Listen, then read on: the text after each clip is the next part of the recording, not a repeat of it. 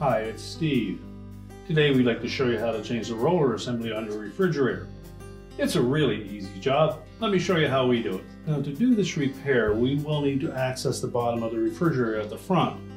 And there are a couple of ways that we can do that. The easiest is to be able to pull the refrigerator forward and tilt it back far enough that you can get enough room under the front to remove some screws that secure the old roller brackets in place.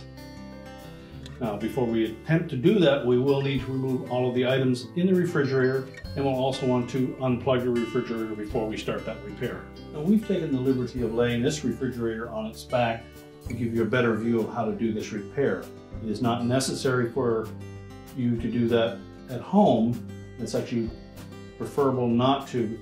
What will happen is the oils that are in the compressor will tend to run into the refrigerant lines, and you run the risk of damaging your sealed system by laying it on its back.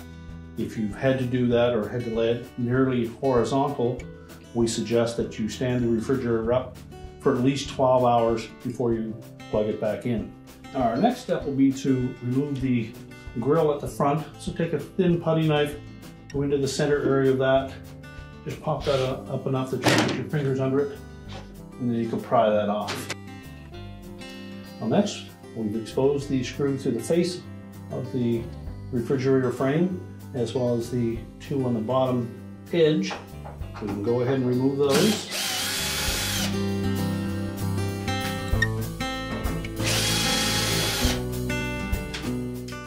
And quite often those screws are in there fairly tight, and they may even have some rust on them, so you probably will need to use some penetrating fluid to loosen them up first.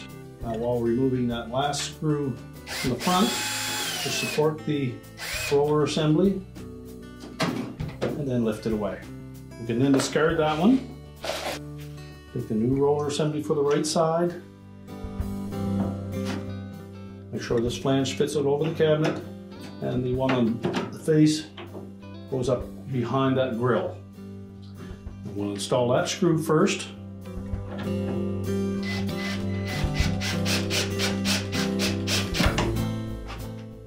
And before we tighten it, we'll make sure that we can put the two on the bottom in.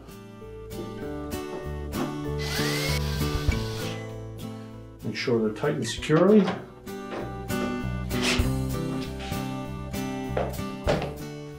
And ensure that the leveling leg is turned all the way in. You can then put the grill back on. And we'll start by putting the two ends in first, because you'll note that there's a little tab on either end that will hook into those oval openings. So flex it in the middle.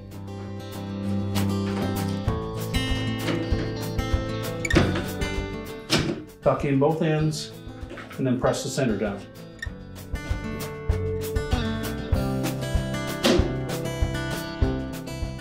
Now we can stand the refrigerator back up.